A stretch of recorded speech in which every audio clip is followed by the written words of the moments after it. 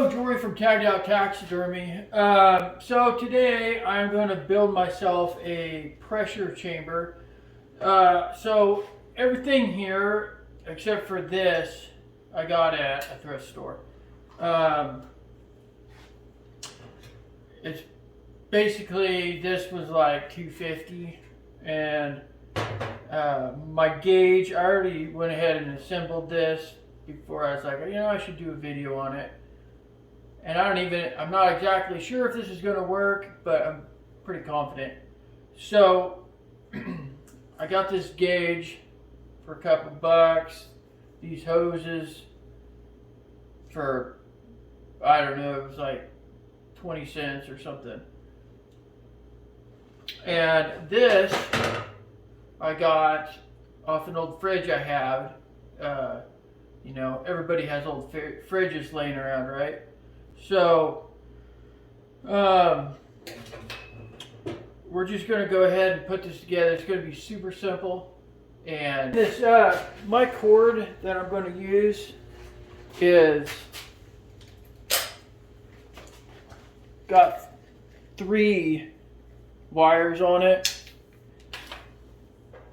And I don't know even where I got this, but my actual plug doesn't have a ground. And because I'm going to be using this in very short periods of time, I'm not going to wire a ground into it. So when you hook this up, what I did was I just left wires long. And this is going to be kind of ugly and not look the greatest. And if this works really well, I'll probably clean it up and do a better job. But essentially, you're just going to take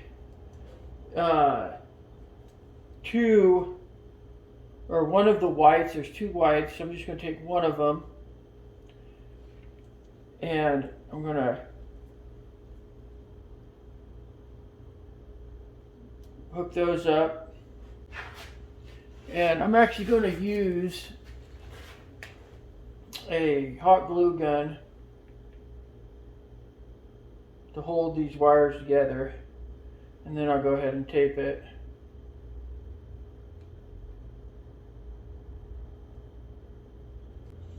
Then we'll go ahead and hook the black to the red wire. On the lid, what I did was I just took my gauge and siliconed the gauge into the vent hole on the lid. I just took out the little rubber grommet that was in it, and so I just unscrewed that, took it out. The gauge was a little bit too small, so I just stuck a bunch of silicone in there and siliconed that together. This cord has this switch in here, and you could probably not use a switch and just plug it in and unplug it. But I'm going to go ahead and try the switch out. Now, the next thing that I liked about this was this already had this nipple sticking out. And so all I had to do was just slip my tubing over. The next thing you want to do, find your suction pipe, which actually was this one here. And our next step is just to take our hose and slide that on. Make sure it's on there really well so that you don't have any air escaping from it. And then I had this hole here, and this was a rubber grommet, and all I did was stick some clear tape over it. So what I'm going to do is test it out. So what I'm going to do now is actually cast something. So here's my nose.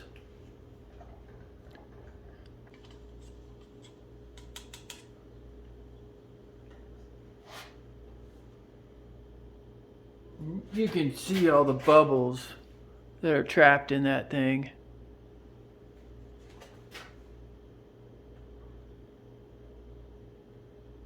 So we're just going to take this, set it in our pot.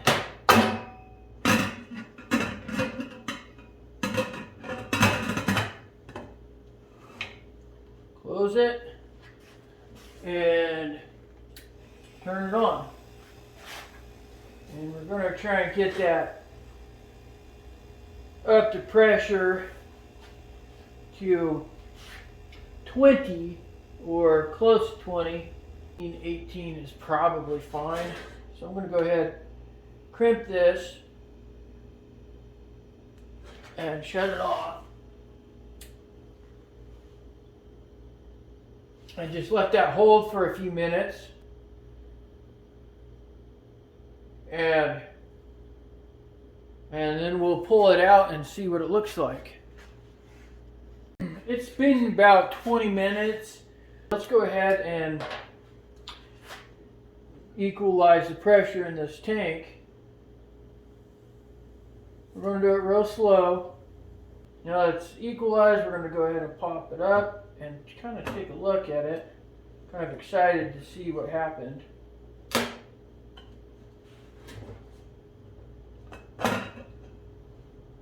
Oh yeah.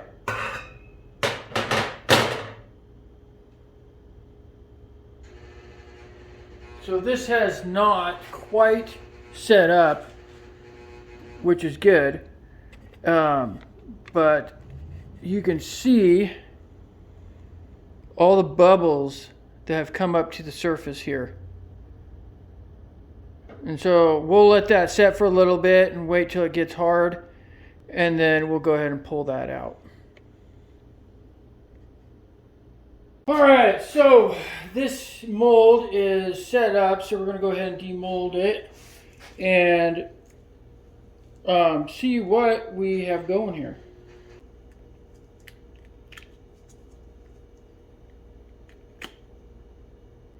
You can see the detail inside the nose is pretty phenomenal.